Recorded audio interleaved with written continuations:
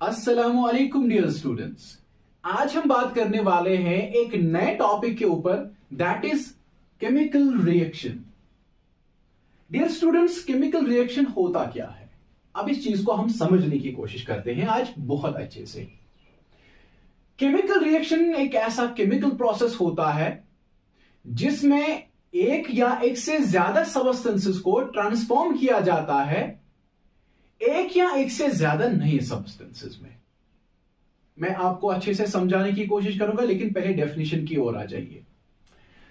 हमने कहा कि chemical reaction it is a chemical process in which one or more substances are transformed into one or more new substances. तो मतलब क्या है इसका? मतलब यह है कि एक केमिकल रिएक्शन में एक सबस्टेंस भी हिस्सा ले सकता है और एक से ज्यादा सबस्टेंसेस भी हिस्सा ले सकते हैं। दैट इज वाई मैंने यहां पे यूज किया वन और मोर और यहां पे भी यूज किया वन और मोर। अब सवाल पैदा होता है, सर कौन सी ऐसी केमिकल रिएक्शन है जहां पे एक सबस्टेंस हिस्सा ले सकता है या एक से ज्यादा सबस्टेंसेस हिस्सा ले सकते हैं, या हम इसका और एक पार्ट बोलेंगे कि कौन सी ऐसी केमिकल रिएक्शन है जहां पे एक या एक से ज्यादा सबस्टेंसेस बन सकते हैं। I will give you an example. Example you है, देखो बेटा आराम से देखना इसको। एग्जांपल ये है कि अगर आपके पास हाइड्रोजन है और आपके पास ऑक्सीजन है, एंड वी नो दैट दोनों आपस में रिएक्ट करके क्या बनाते हैं? Water, that is H2O। लेकिन आप मुझे खुद बताइए कि ये वो केमिकल रिएक्शन है जहां पे दो सबस्टेंसेस ने हिस्सा लिया। कितने? जहां पे दो सबस्टेंसेस ने हिस्सा लिया। तो इसलिए मैंने यहां पे कहा था ना, जहां पे एक या एक से ज्यादा सबस्टेंसेस को ट्रांसफॉर्म किया जाता है एक या एक से नए सबस्टेंसेस में। अब देखो यहां पे एक सबस्टेंस है, दूसरा सबस्टेंस है, आपस में इन्होंने रिएक्ट करके एक सिंगल सबस्टेंस बनाया। आगे हम एक टॉपिक पढ़ने वाले हैं, उस टॉपिक का नाम है टाइप्स ऑफ केमिकल रिएक्शंस। वहां पे हम different types of chemical reactions को डिस्कस करेंगे। वहां पे कॉम्बिनेशन रिएक्शन को हम डिस्कस करेंगे, डिकम्पोजिशन रिएक्शन को डिस्कस करेंगे, डिस्प्लेसमेंट रिएक्शंस को डिस्कस करेंगे, प्रेसिपिटेशन रिएक्शंस को भी हम वहां पे डिस्कस करने वाले हैं। So right now tell me what kind of a reaction it is? It is combination reaction, क्योंकि यहां पे दो सबस्टेंसेस आपस में कंबाइन होके एक सिंगल सबस्टेंस बनाते हैं। तो that is why this is called combination reaction. This is combination reaction. लेकिन हमें तो इस टॉपिक पे आना ही नहीं। अभी हमें डिस्कस जो करना है, हमें जो समझना है वो ये समझना है कि इस केमिकल रिएक्शन में अभी दो सबस्टेंसेस हिस्सा लेते हैं और हिस्सा लेने के बाद रिएक्शन कंप्लीट होने के बाद यहां पे एक सिंगल सबस्टेंस बनता है। सर कोई ऐसी रिएक्शन जहां पे खाली एक सबस्टेंस हिस्सा लेता है? यस। अब इसी का उल्टा क्या है? यहां पे वाटर है, अब हमारे पास वाटर है H2O। अब इस वाटर की हम क्या करेंगे? इलेक्ट्रोलिसिस। तो जब वाटर की इलेक्ट्रोलिसिस करते हैं हम, यहां पे हमें हाइड्रोजन अलग मिलता है और ऑक्सीजन अलग हो जाता है। समझ में बात आ रही है? सो यहां पे आपने समझा होगा इस चीज को कि यहां पे इस वाली केमिकल रिएक्शन में दो सबस्टेंसेस हिस्सा लेते थे और वो एक सिंगल सबस्टेंस बनाते थे। और इस वाली रिएक्शन में क्या होता है?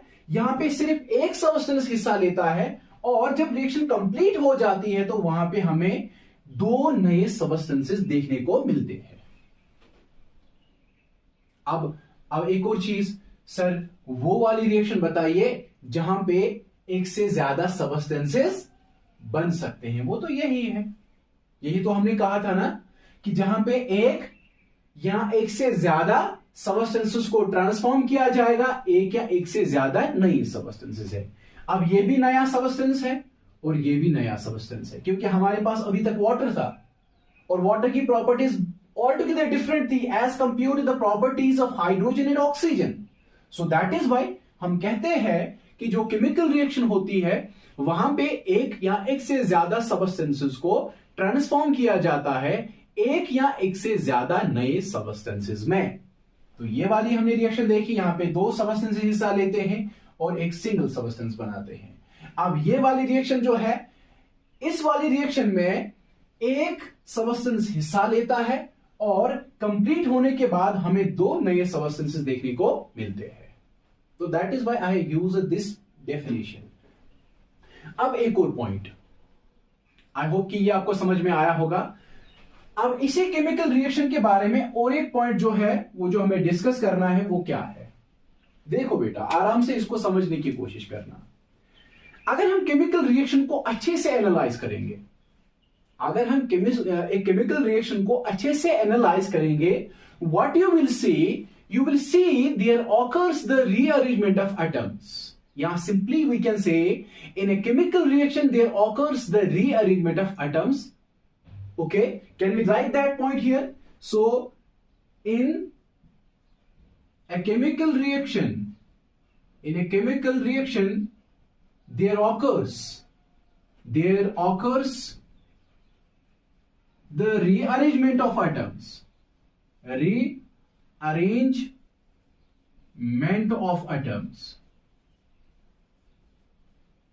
अब इस चीज को अच्छे से समझना।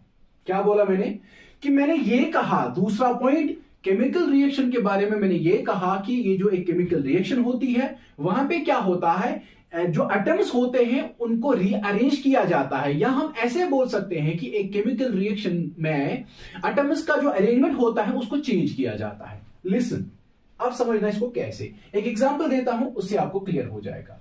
देखो अभी तक हमारे पास हाइड्रोजन, मैं यही लूंगा क्योंकि ये तो हमने ऑलरेडी छेड़ा है यहां पे, तो मैं इसी से आपको ये सारा कुछ समझाने की कोशिश करूंगा। देखो बेटा, अभी तक आपके पास हाइड्रोजन था और इस हाइड्रोजन को दूसरे हाइड्रोजन एटम के साथ बॉन्ड हुआ करता था। इस वाली रिएक्शन की बात कर रहा हूं मैं। सो H2 कैसे है, यहां पे हाइड्रोजन और हाइड्रोजन के बीच बॉन्ड है। अब यहां पे दूसरा क्या है, ऑक्सीजन और ऑक्सीजन के बीच बॉन्ड है। यानी कि अभी एक हाइड्रोजन एटम दूसरे हाइड्रोजन एटम के साथ लिंक है यहां पे, और एक ऑक्सीजन दूसरे ऑक्सीजन के साथ बॉन्डेड होता है। लेकिन जब रिएक्शन कंप्लीट हो जाती है तो जो हमें वहां पे अरेंजमेंट देखने को मिलता है that is all together different. तो क्या होगा, वहां पे एक ऑक्सीजन के साथ दो हाइड्रोजन एटम्स ऐसे लिंक हो जाएंगे। Try to understand it. मैं क्या बता रहा था, मैंने आपको बोला कि एक केमिकल रिएक्शन में एटम्स का अरेंजमेंट चेंज किया जाता है।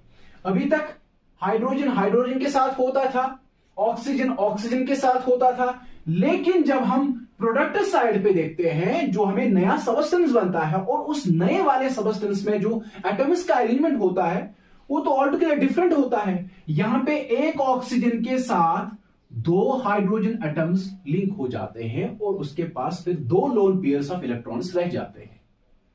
अब देखो यहां पे इस साइड में ऑक्सीजन और हाइड्रोजन का कोई यहां पे रिलेशन था नहीं, कोई नहीं था। यहां पे तो हाइड्रोजन अलग रहता था, ऑक्सीजन अलग रहता था। लेकिन इस साइड में इस ऑक्सीजन के साथ ये दोनों हाइड्रोजन एटम्स जुड़ जाते हैं। So we can simply say in a chemical reaction there occurs what, rearrangement of atoms.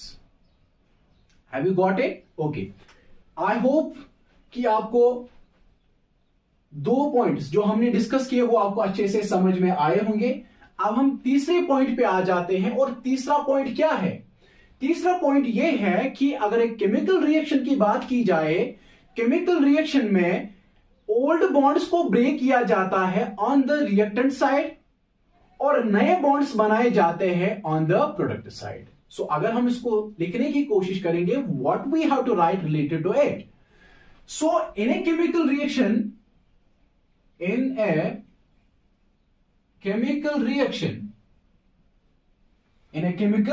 Reaction, old bonds are broken. Old bonds are broken on the reactant side. Old bonds are broken on the reactant side and the new bonds are formed. New bonds are formed on the product side.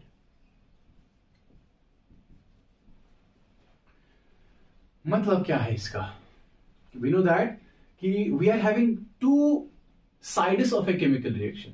One is reactant side and the second one is product side. अब ये point हमें क्या बताता है यहां पे? ये कहता है कि जो एक केमिकल रिएक्शन होती है वहां पे क्या होता है कि रिएक्टेंट साइड में जो बॉन्ड्स होते हैं उनको ब्रेक किया जाता है और फिर प्रोडक्ट साइड पे नए बॉन्ड्स बनाए जाते हैं. I will make you understand here. मैं यहां पे इसको समझाने की कोशिश करूंगा.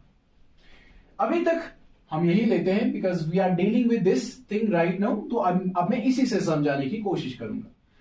अगर मेरे पास हाइड्रोजन है यानी कि हाइड्रोजन गैस, हाइड्रोजन के बीच बॉन्ड होता है, ऑक्सीजन और ऑक्सीजन के बीच बॉन्ड होता है, तो यहां पे बनता है H2O.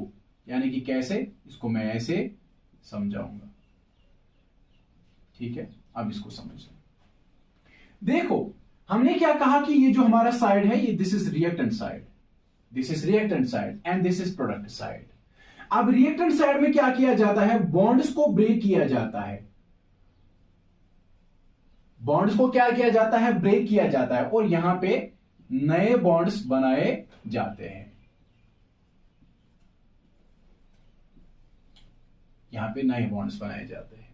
अब देखो यहां पे हाइड्रोजन और हाइड्रोजन के बीच बॉन्ड होता था, अब इस बॉन्ड को ब्रेक किया जाएगा. यहां पे ऑक्सीजन और ऑक्सीजन के बीच बॉन्ड होता था, अब इस बॉन्ड को ब्रेक किया जाएगा.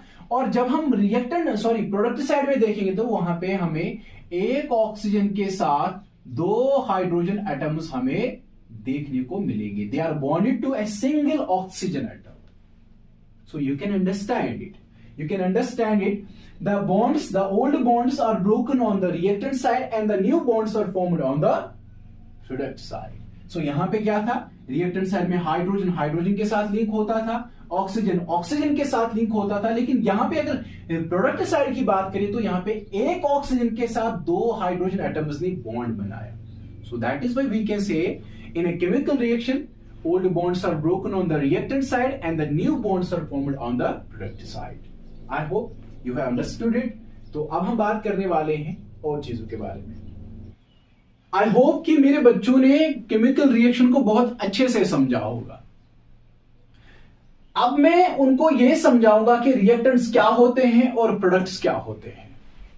चीजों को समझना अच्छे से, क्योंकि अभी तक हमने केमिकल रिएक्शन को बहुत अच्छे से समझा, लेकिन हमें पता है कि जो केमिकल रिएक्शन में सबस्टेंसेस हिस्सा लेते हैं उनको हम क्या नाम देंगे, और जो केमिकल रिएक्शन में नए सबस्टेंसेस बनते हैं उनको हम क्या नाम देंगे.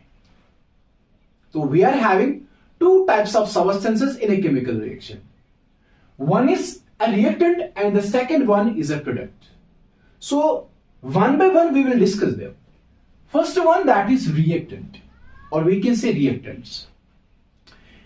We can write down here reactants are those substances which take part in a chemical reaction.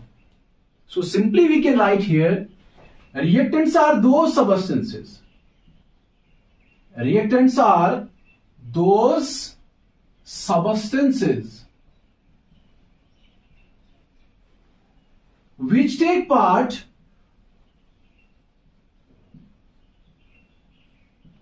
in a chemical reaction. So simply we can say those substances which take part in a chemical reaction are simply known as reactants. Okay, I will give you an example. We will write down here a chemical reaction by means of which you can understand what are reactants and what are products, right? So see here we are having the second point related to the reactants. अब reactants के बारे में दूसरा point है क्या sir? reactants के बारे में दूसरा पॉइंट जो है वो ये है कि जो reactants होते हैं, the reactants in a chemical reaction are always present on the left hand side of a reaction. ये याद रखना. क्या कहा मैंने कि जो reactants होते हैं, the reactants are always present on the left hand side of a chemical reaction. जो रिएक्टेंट्स हमारे पास होते हैं ये रिएक्शन के लेफ्ट हैंड साइड पे प्रेजेंट होते हैं। So we can write down here they are present on the left hand side of a reaction, or we can write here chemical reaction. It's up to you. और यहां पे bracket में आप लिख सकते हैं LHS. Got it? So क्या कहा मैंने दूसरा पॉइंट कि ये जो रिएक्टेंट्स होते हैं ये केमिकल रिएक्शन के लेफ्ट हैंड साइड पे प्रेजेंट होते हैं।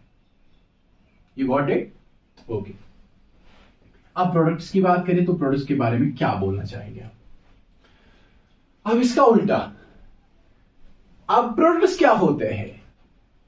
Simply we can say products are those substances which are formed as a result of a chemical reaction.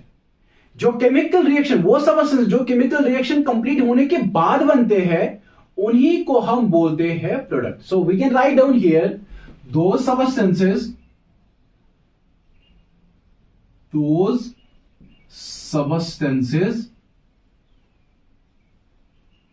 which are formed as a result of a chemical reaction, are simply known as what? Products. Now the second point related to the products, we have wrote here they are present on the left hand side of a chemical reaction. So what we are going to write down here? We are going to write down here they are present. They means products. They are present on the right hand side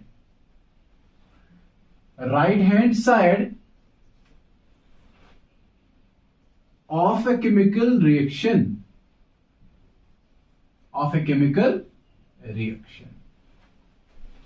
Okay, I hope you have understood it. Now I will be giving you an example. We are going to write down here example. By means of that very example you will understand the products and the reactants in a proper way. So what is the reaction by means of which we can understand what are products and what are reactants? The reaction is here. We are having hydrogen because we are playing with this hydrogen and oxygen. H2 plus O2 gives H2O. अच्छे से समझना क्या कहा मैंने, reactants क्या होते हैं और प्रोडक्ट्स क्या होते हैं। अब मैंने आपको कहा कि रिएक्टेंट्स वो होते हैं, वो सबस्टेंसेस होते हैं जो एक केमिकल रिएक्शन में हिस्सा लेते हैं। ये केमिकल रिएक्शन है। अब खुद ही सोचिए इस केमिकल रिएक्शन में जो हिस्सा लेते हैं, जो सबस्टेंसेस इस केमिकल रिएक्शन को स्टार्ट करते हैं, इनिशिएट करते हैं, उन्हीं को हम बोलते हैं रिएक्टेंट्स। सो जो हमारे पास कौन कौन हाइड्रोजन और ऑक्सीजन है, we can call them as reactants. They are reactants in a chemical reaction. अब इस रिएक्शन को कंप्लीट होने के बाद जो नया सबस्टेंस हमें देखने को मिलता है, what is that? That is water. अब इसको हम बोलेंगे प्रोडक्ट। ठीक है, अब इसको बोलेंगे हम प्रोडक्ट यहां पे। तो ये हमारी केमिकल रिएक्शन है।